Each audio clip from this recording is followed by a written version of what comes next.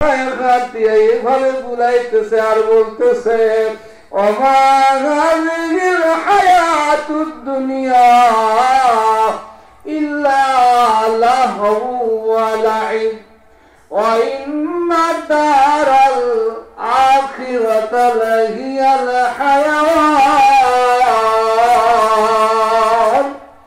লাউ কানু ইয়ালামুন। মাওলাই বলে হে বান্দা বান্দিরা, এই দুনিয়া তো একটা খেলা তামাশার মতো জায়গা। দেখবেন আমি প্রায় বলি বাচ্চারা বিভিন্ন জিনিস নিয়ে খেলা করে, সারাদিন খেলায় মগ্ন থাকে, এটা দিয়ে ওটা দিয়ে সাজায়া সাজায়া খেলায় মগ্ন হয়ে যায়। কিছুক্ষণ পরে মা যখন ডাক দেয় রহিমা আয় আয় বাড়িতে আয়, ওই বাচ্চাগুলো সমস্ত খেলার যন্ত্রপাতি গুলো লাঠি দিয়া ফেলায় আমার ডাকে সাড়া দেয়। কি বলেন? মাওলা বলে আমার বান্দা বান্দি,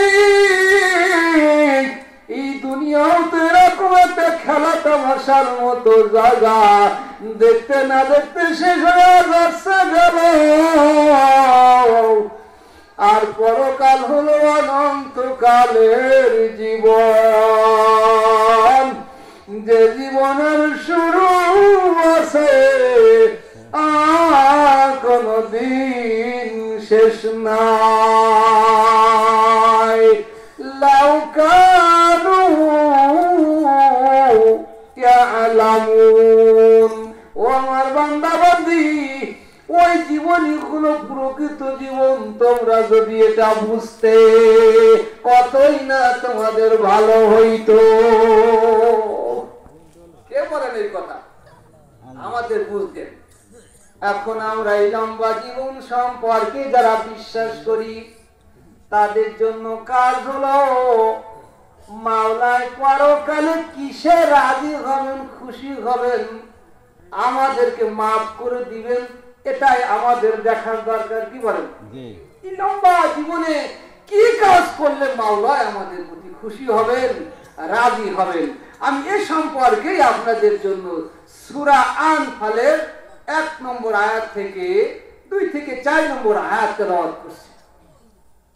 মাওলাই এই সূরার মধ্যে বলেন ইন্নামাল মুমিনুনাল্লাযীনা ইযা যুকিরাল্লাহু ওয়াজিলাত কুলুবুহুম ওয়া ইযা তুলিয়াত আলাইহিম আয়াতুহু যাদাতুহুম ঈমানাও ওয়া আলা রাব্বিহিম ইয়াতাওয়াক্কালুন আল্লাযীনা ইউকিমুনাস সালাতা ওয়া মিম্মা রাযাকনাহুম ইউনফিকুন উলাইকা হুমুল মুমিনুনা হাক্কান লাহুম দারাজাতুন ইনদা রাব্বিহিম ওয়া মাগফিরাতুন ওয়া রিজকুন কারীম।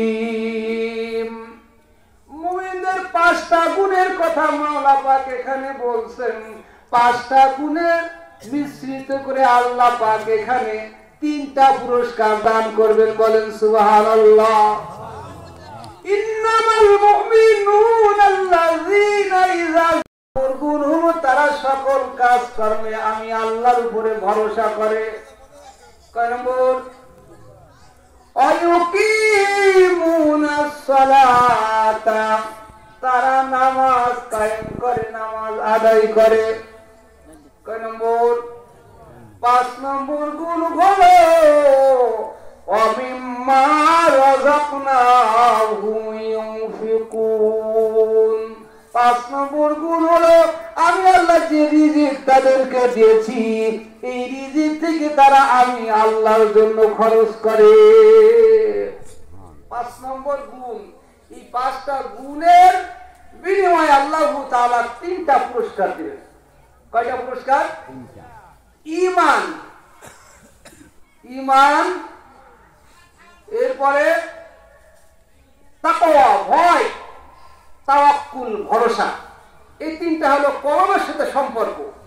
এর বিনিময়ে আল্লাহ ঘোষণা করছেন যে তোমাকে আমি পরকালে উচ্চ মর্যাদা দান করব। মাওলা পাক যদি এই ঘোষণা দেয়, খুশি হওয়ার কথা না? পরকালে মাওলা বলেন এটা হলো কলবের বিষয়। এই তিনটা গুণের বিনিময়ে আমি আল্লাহ তোমাকে উচ্চ মর্যাদা দান করব। 2 নম্বর গুণ যেটা হলো শরীরের অঙ্গ প্রত্যঙ্গের সাথে সম্পর্ক, ইউকিমুনাস সালাতা, নামাজ পড়া, রোজা রাখা।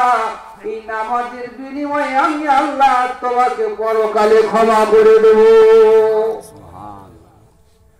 আর অমিম্মা রাযাকনাহুম ইউনফিকুন, আমি আল্লাহ তোমাকে যে রিজিক দিয়েছি এই রিজিক থেকে তুমি আমার রাস্তায় খরচ করবা।